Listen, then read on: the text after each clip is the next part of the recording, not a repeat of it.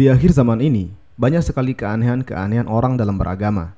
Meskipun dia sudah muslim dari lahir, namun yang namanya penyimpangan akan terus terjadi sampai akhir zaman.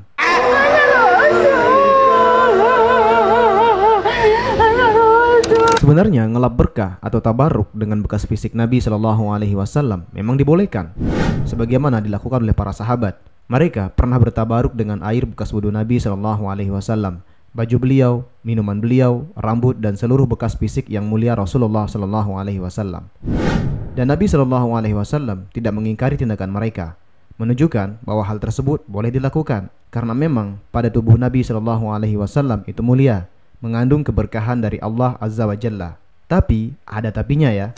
Apakah di zaman ini masih ada rambut Nabi Shallallahu Alaihi Wasallam? Ini yang menjadi masalah. Sebab jika memang benar rambut Nabi Shallallahu Alaihi Wasallam masih ada, pastinya kerajaan Arab Saudi yang pertama kali mengamankannya, dan pastinya ulama yang ada di Mekah Madinah yang mengetahuinya. Dan untuk membuktikan keotentikan rambut Nabi Shallallahu Alaihi Wasallam, harus ada bukti berupa jalur sanad yang terjaga dan bisa dibuktikan.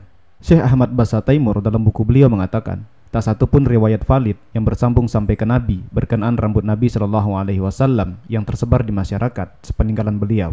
Makanya kadang aneh, kok bisa-bisanya banyak yang mengklaim rambut Nabi, baju Nabi lah, kopiah Nabi lah, sorban Nabi lah, sedangkan bukti otentiknya itu nggak ada. Jangan-jangan nanti malah dijadikan ladang buat cari cuan. Kan lumayan, satu botol air dicelupin rambut Nabi, terus dijual mahal dan dikalikan banyak, bisa cuan besar tuh. Cuman yang bikin miris dan kasihan di sini, kok masih banyak orang awam yang percaya sampai nangis-nangis berlebihan kayak gitu. Dan ini bukan hanya dilakukan oleh orang awam, artis dan ustadz pun ikut ketipu juga.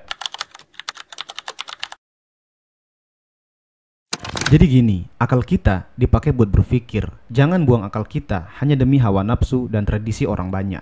Coba kalian pikirkan pakai akal sehat. Mereka yang mencium rambut Nabi sampai segitunya, sampai lebaynya, benar nggak mereka cinta pada Nabi? Benar nggak mereka sayang pada Nabi? Benar nggak mereka mengikuti Nabi? Atau jangan-jangan cinta hanya di mulut saja dan di depan banyak orang? Air matanya jangan sampai jadi air mata buaya. Ngakunya cinta Nabi, tapi giliran sunnahnya kok ditinggalin. Sholat wajib yang ditekankan Nabi pun kadang-kadang dilalaikan. Ini sudah menjadi realita di masyarakat umum. Padahal ada banyak sekali sunnah Nabi yang bisa dilakukan sebagai bentuk cinta dan sayang kepada Nabi Shallallahu Alaihi Wasallam. Contoh kecilnya seperti baca doa ketika pakai baju, baca doa keluar masuk WC atau rumah, baca doa saat berpergian, bahkan juga zikir pagi dan petang, sholat sunnah, dan puasa sunnah. Itu semua kalau dikerjakan maka sudah menunjukkan bentuk kecintaan kita kepada Nabi Shallallahu Alaihi Wasallam. Tapi anehnya, yang sering kita lihat saat ini malah sebaliknya, sunnahnya ditinggalkan, tapi kalau urusan bekas peninggalan Nabi itu dicintai habis-habisan, padahal dia nggak tahu kalau itu palsu. Bahkan katanya saking cintanya mereka pada Nabi, mereka merayakan hari kelahiran Nabi setiap tahun, merayakan Isra Mi'raj, proses turunnya perintah sholat 5 waktu. Namun pada kenyataannya banyak yang melalaikan sholat 5 waktu. Masjid pun setiap azan masih banyak yang sepi. Ada yang azan iqomah imam diborong sendirian, ya karena nggak ada jamaahnya. Lah, orang yang ramai pas Maulidan, Isra Mi'raj itu pada kemana? Jangan sampai rajin ke masjid kalau ada makanannya. Miris memang jamaah yang ngakunya aswaja, tapi perilakunya nggak ada sama sekali cerminan cinta pada Nabi.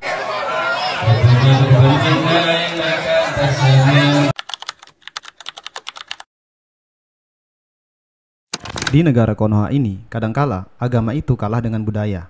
Apapun itu, meskipun maksiat, kalau sudah menjadi budaya, maka akan selalu ada pembelanya. Dengan berbagai macam alasan, entah itu bid'ah hasanah lah, ataupun dengan alasan didukung orang banyak lah.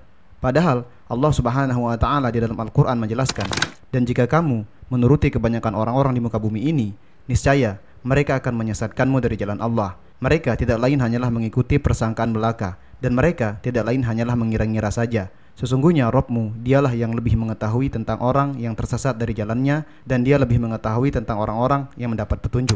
Jadi sekarang kita tinggal pilih, kita beragama karena budaya atau murni karena mentauhidkan Allah. Ini adalah tiang yang dulu pernah menegur atas orang yang sedang sholat di dekatnya. Kenapa? Waktu itu ada orang yang sholat di dekat tiang ini, kemudian dia baca surah Al-Quran, ternyata bacanya salah. Ditegur sama tiang ini. Akhirnya dia yang sholat tadi pun membenarkan bacaannya berkat teguran tiang ini. Terima kasih sudah menonton video ini. Semoga video ini bisa mencerdaskan kalian. Sampai jumpa di video selanjutnya. Next, kita bahas apa lagi ya?